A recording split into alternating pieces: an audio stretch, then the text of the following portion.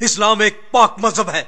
इस्लाम को मानने वाले, इसकी इबादत करने वाले खुदा के नेक बंदे हैं। जो खुदा को नहीं मानता, इस्लाम को नहीं मानता, वह खुदा की नजर में काफिर है और इस जमीन पर काफिरों को जिंदा रहने की इजाजत खुदा ने नहीं दी।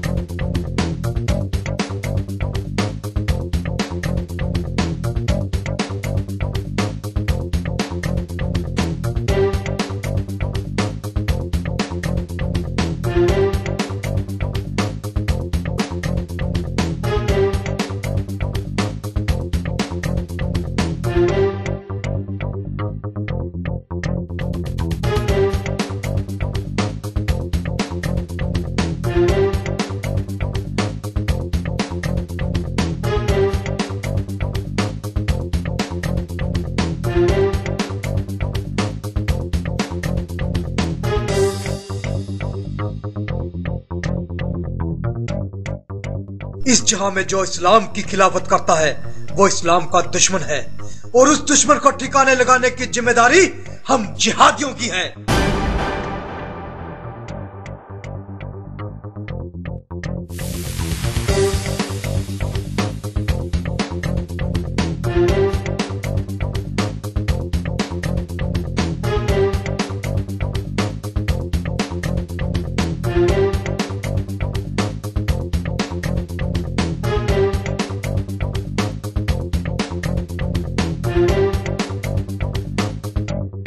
जिहाद खुदा की जंग है और इसमें मरने वाले शहीद कहलाते हैं। शहीद।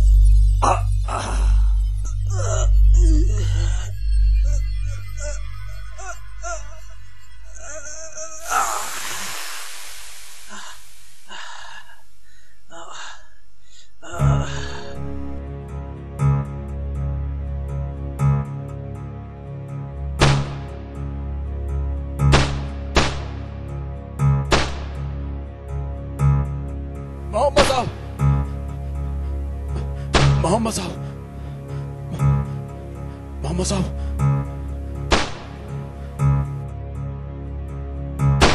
जिहाद के लिए मरने वाले शहीद होते हैं और उन्हें जन्नत नसीब होती है। अफजल, जिहाद को जारी रखना।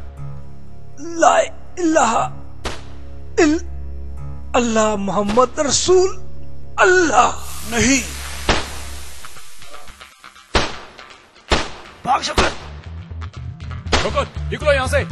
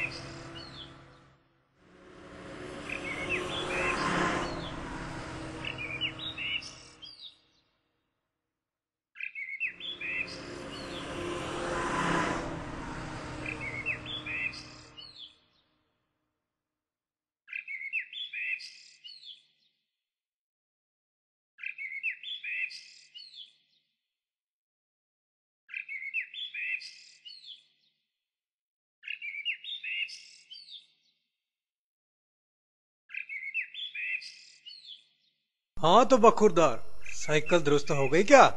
हाँ जनाब, बस आप जरा तशरीफ रखिए।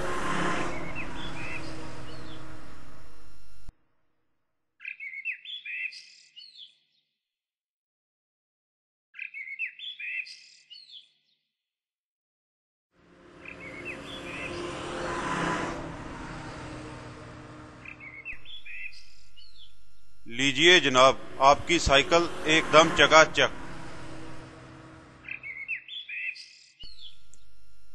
खूब, बहुत खूब। शुक्रिया जनाब। हाँ तो एक बात बताओ अफजल, क्या तुम्हारा इस कारोबार से गुजर हो जाता है? कहाँ जनाब, आजकल तो हालात ये हैं कि ना तो इसे छोड़ सकते हैं और ना ही कोई दूसरा कारोबार कर सकते हैं, क्योंकि ना तो दूसरे कारोबार का कोई इल्म है और ना ही रुपया। फिर तुम अपने मजहब के बारे में क्यों नहीं सोचते? मतलब?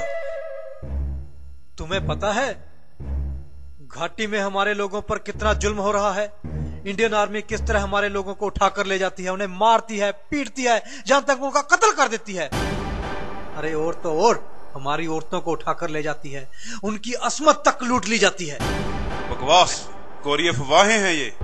अरे तुम्हें क्या पता, तुम तो सारा दिन साइकिलों में फंसे रहते हो। कभी बाहर नजर मारो तो तुम्हें पता चले। तुम जैसे जाहिल लोगों की वजह से ही हमारा धर्म पछड़ा पड़ा है, वरना कश्मीर तो हम कब को आजाद करवा लेते। अरे खुदा की जंग है जिहाद, जिहाद के लिए लड़ो, जिहाद के लिए मरो। अरे और तो और वहां से तुम्हें गुजारे के लिए रुपया भी मिलेगा। अगर तुम मारे जाते हो तो तुम्हें जन्नत नसीब होगी, जन्नत। दुरुस्त फरमा रहे हैं जनाब आप, दुरुस्त दुरुस्त।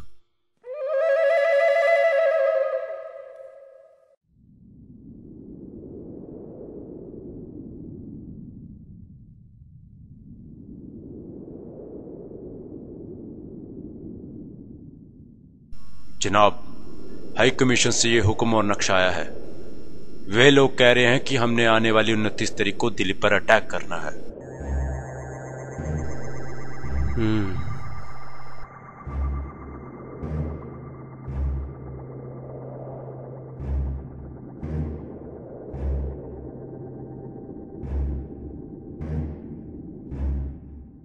मैं तुम्हें और बहरम को इस कार्रवाई के लिए मुकर्रर करता हूं। इंशाअल्लाह और मिशन की तरह इस बार भी हमारा मिशन जरूर कामयाब होगा। सारी दिल्ली की धज्जियां उड़ाकर रख देंगी, धज्जियां। और भारत सरकार हमारा कुछ भी नहीं कर पाएगी, कुछ भी नहीं। आमीन।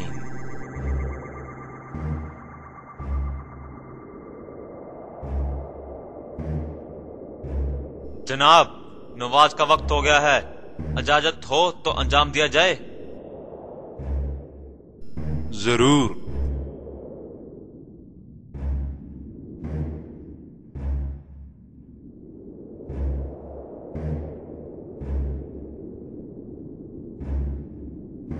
आओ पहले नमाज अदा कर लेते हैं, बाद में मैं तुम्हें और बहरम को पूरी तफ्तीश के साथ सारा प्लान समझाऊंगा।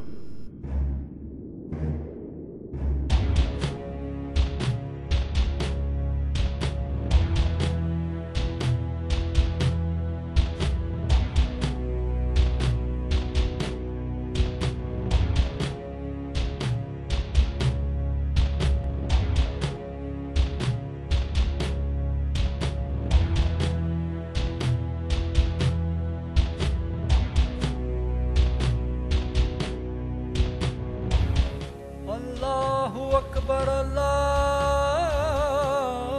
अकबर, अल्लाहु अकबर, अल्लाहु अकबर, अल्लाहु अकबर, अल्लाहु अकबर, अल्लाहु अकबर, अल्लाहु अकबर।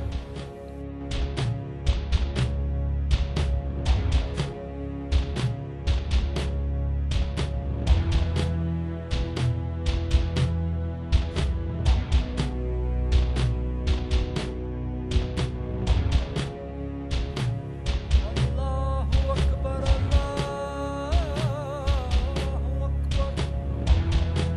सर, मौका अच्छा है, फायरिंग शुरू कर दें। नहीं, अभी वो नमाज अदा कर रहे हैं, करने दो। आखिर तो सालों ने दोषक में ही जाना है।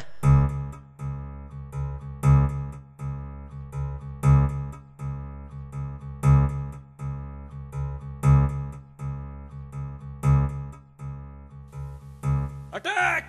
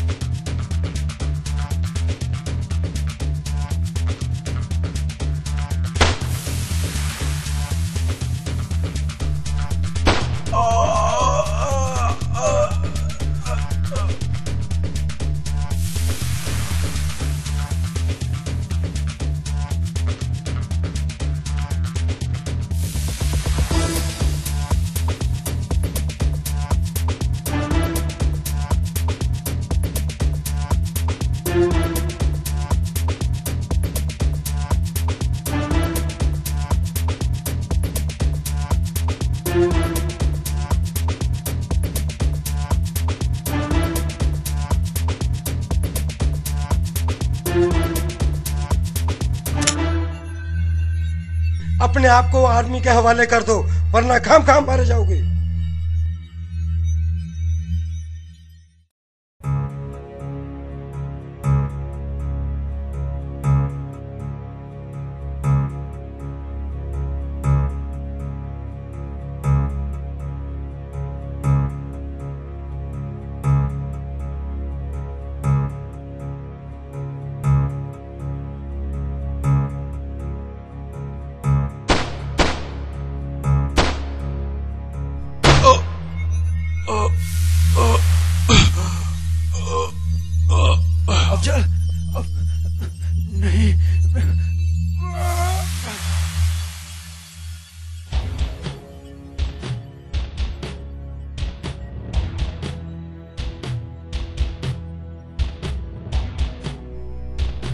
भारत माता की जय, भारत माता की जय, भारत माता की जय।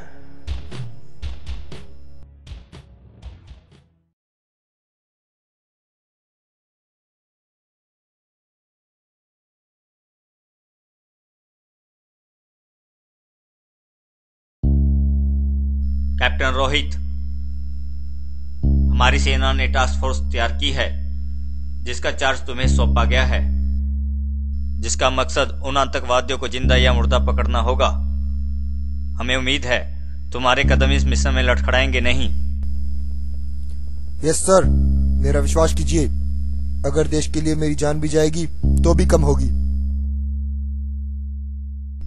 वेरी गुड, हमें तुमसे यही उम्मीद थी। Thank you sir.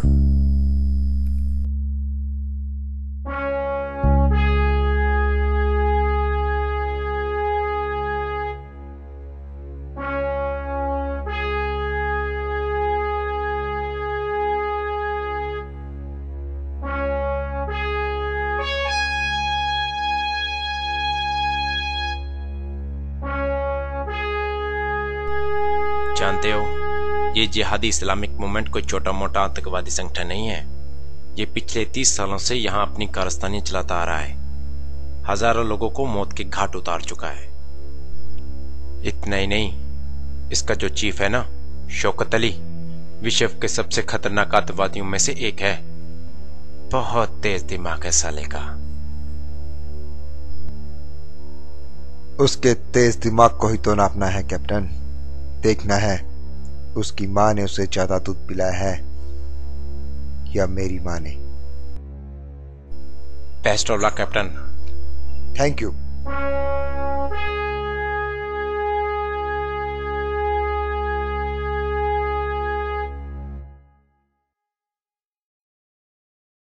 अब वो वक्त आ गया है माँ, जिसका हमें बेसब्री से इंतजार था।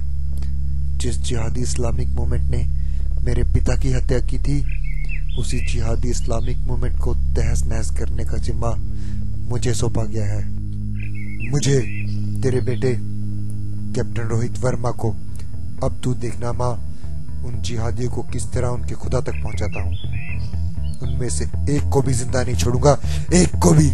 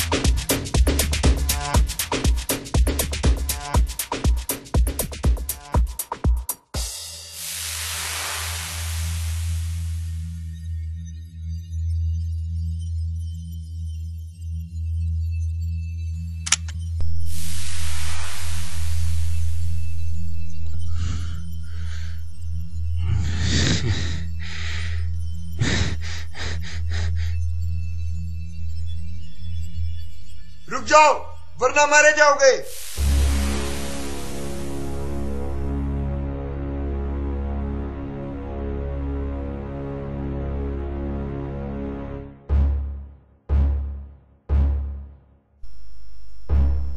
चल चल, बहुत हो चुका। बहुत सुना था तेरे बारे में, बड़ा शातिर दिमाग है तेरा। लेकिन जब इंडियन आर्मी अपने मिशन में लगती है तो अच्छों की साजिश उधेड़ डालती है। अल जिहाद के नाम पे बहुत उल्लू बना चुके हो अपने मजहब के लोगों का।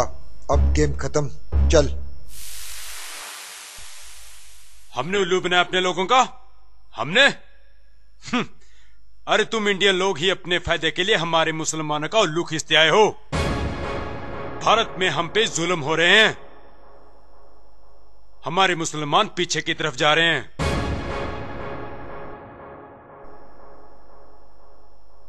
किस मजहब की बात करते हो तुम? किस इस्लाम की? अरे तुम लोग तो अपने भाइयों को भी नहीं छोड़ते। तुम्हारे बम और गोलियां ना तो हिंदुओं का फर्क करती हैं और ना मुसलमानों का। हमारी गोलियों से अगर कोई मुसलमान मरता भी है तो अपने मजहब के लिए शहादत देता है। शहादत? हाँ, कभी उन लोगों के घरों में जाके देखो जो तुम्हारी गोलियों का शिकार बने। वो बताएंगे तुम्हें शहादत क्या होती है। अब आखिरी बार अपने खुदा को याद कर ले, क्योंकि तू मेरे हाथों मरने वाला है। मेरी मौत? लगता है तेरी मौत तुझे यहां खींच लाई है।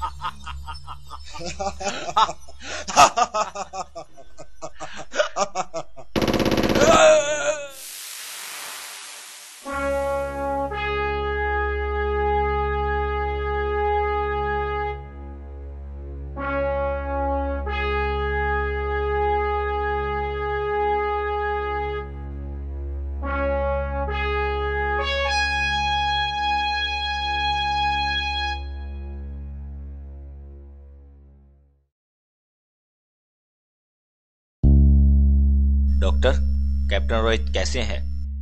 अभी आउट ऑफ डेंजर हैं, अभी होश में नहीं है। होश कब तक आएगा? देखते हैं।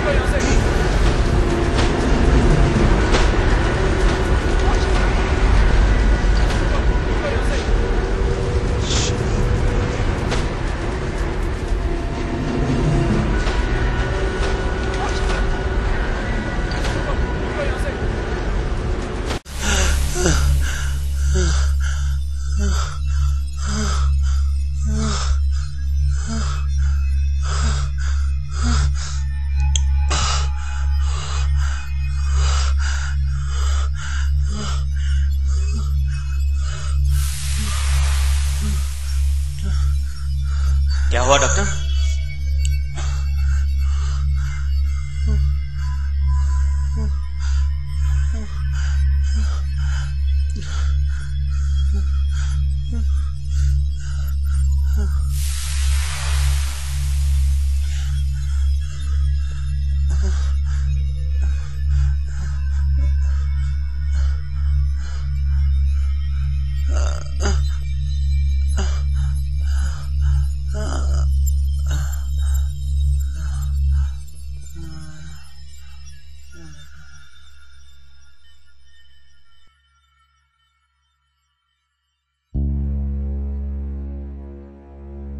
क्या हुआ डॉक्टर, सब ठीक तो है? लगता है कैप्टन के सर पे चोट लगी है, और सर की चोट अपना गहरा असर तो दिखाती है। ऐसे में कभी कभी पेशेंट में बचपना सा आ जाता है, कभी पागलपन, और कभी याददाश्त तक भी चली जाती है। देखने में यह भी आया है कि कभी कभी पिछले जन्म की याददाश्त आ जाती है। पिछले जन्म की याददाश्त?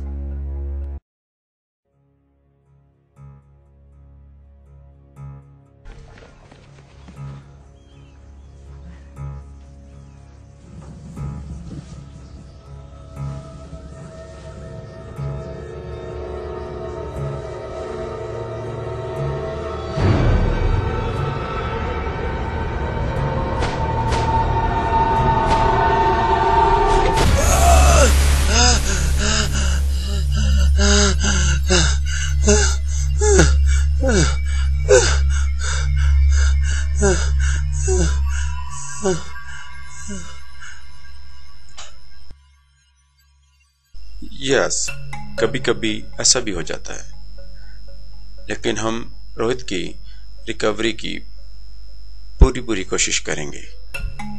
लेकिन हमें आपके डिपार्टमेंट का और रोहित के परिवार का पूरा सहयोग चाहिए। इट्स ओके डॉक्टर, हमारी तरफ से कोई कमी नहीं आएगी। कौन है ये अफजल खान? कौन है ये? इसका मेरे साथ क्या संबंध है? इसकी एक एक बात मुझे क्यों याद है? अगर ये टेररिस्ट है तो मैं नहीं, मुझे जल्द से जल्द इसका पता लगाना होगा, इसकी गहराई तक जाना होगा। हो सकता है कोई खास सबूत मिल जाए। अफजल खान जो GIM का चीफ हुआ करता था, 21 साल पहले कर्नल भट्टी के हाथों मारा जा चुका है। आजकल कर्नल भट्टी रिटायर्ड अफसर है। कर्नल भट्टी? बैठिए साहब अभी आ रहे हैं।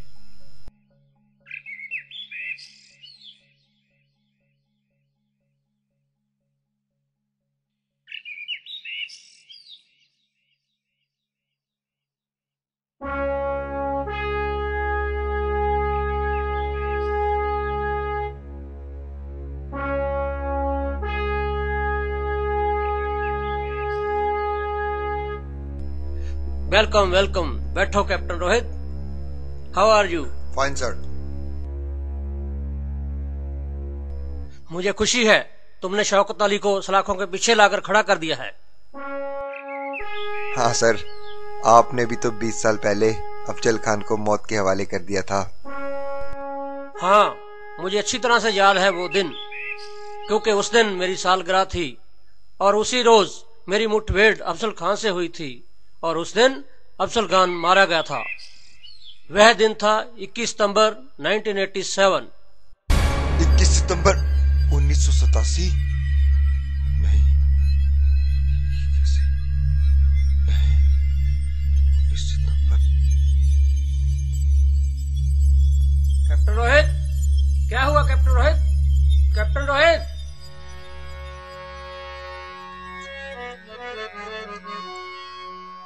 आदमी मुसाफिर है, आता है जाता है, आते जाते रास्ते में यादें छोड़ जाता है।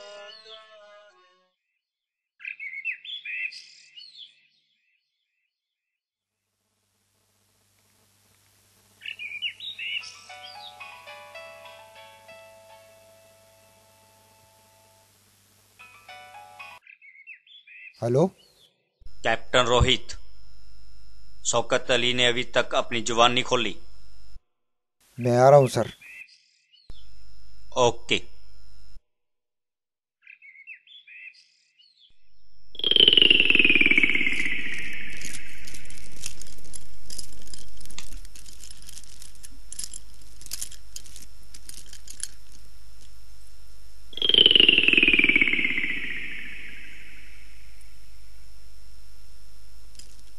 आइए, आप भी आइए।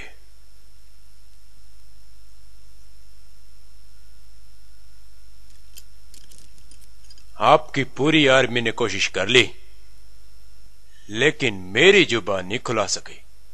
अब आप खुलवाएंगे?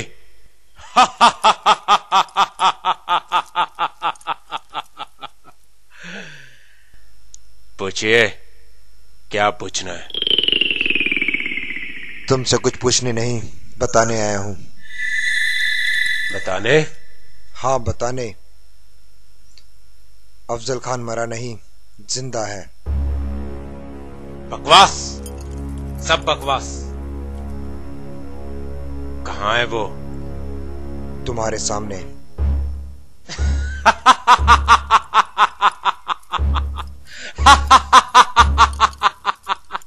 तुम पागल समझा है क्या? हम अपने चीफ को बहुत अच्छी तरह पहचानते हैं, समझे? जिसे तुम पहचानते थे वो 21 साल पहले मारा गया, और अब जो तुम्हारे सामने खड़ा है वो कैप्टन रोहित वर्मा उर्फ अफजल खान है। मतलब ये, जिस दिन अफजल खान मरा उसी दिन मेरा जन्म हुआ।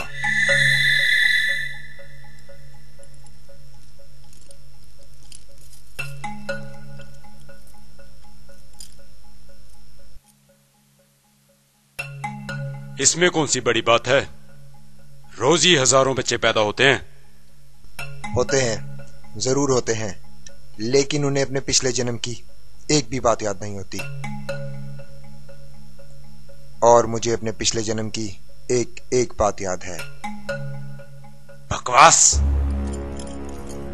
सब बकवास।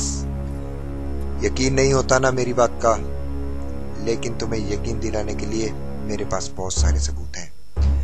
कहाँ है वो नक्शा जो मुझे तुमने दिया था? कौन सा नक्शा? ओह, तो वो तुम्हें कहीं मिल गया और उसके सहारे तुम प्लान बना रहे हो और मुझे कुरेदने की कोशिश कर रहे हो। वाह वाह। हो सकता है, लेकिन एक वो बात जो तुम्हें और अफजल को ही मालूम थी। कौन सी बात?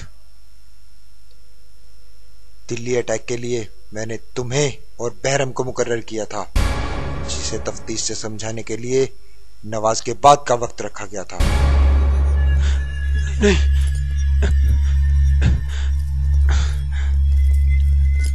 ये नहीं हो सकता।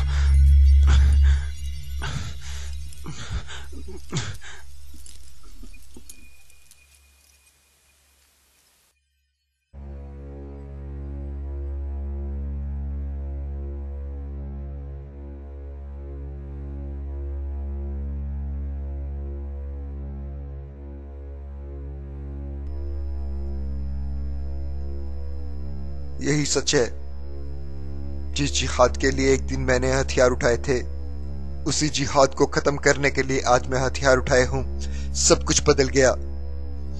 मेरा नाम, मेरा धर्म, मेरा वतन, यहां तक कि मेरी पहचान भी बदल गई। कुछ भी अपना नहीं रहा, कुछ भी अपना नहीं रहा। सचमुच भगवान बहुत बड़ा है, राम ही रहीम है। फजूल में लड़ रहे हैं हम लोग, फजूल में।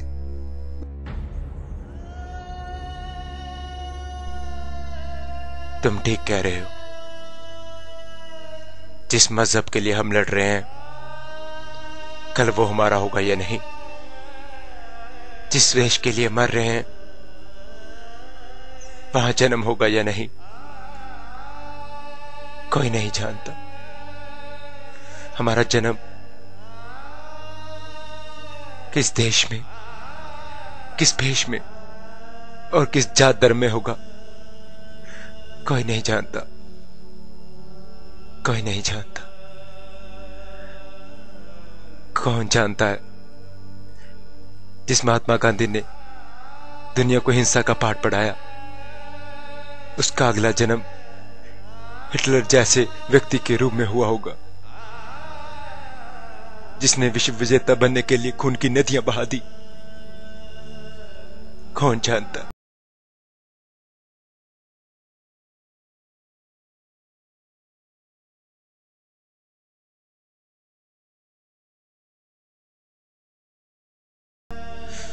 वो मूंछों वाला हिटलर आज गांधी के देश में गांधी बनकर हिंसा का पाठ पढ़ा रहा होगा। सच में कोई नहीं जानता कौन कहां पैदा होगा और कैसे। एक वस्त्र है जिसे परमात्मा चंद लम्हों के लिए पहनाता है। उसके बाद ये वस्त्र किस देश में, किस धर्म और किस जात के साथ जुड़ जाएं, कोई नहीं जानता। और हम अपने धर्म को ही सर्वोच्च मान रहे हैं, उसके नाम पर आतंक फैला रहे हैं, कितने लोगों को दुख दे रहे हैं। और बदले में परमात्मा हमें क्या देता है? सिर्फ दोजख, नर्क, नर्क।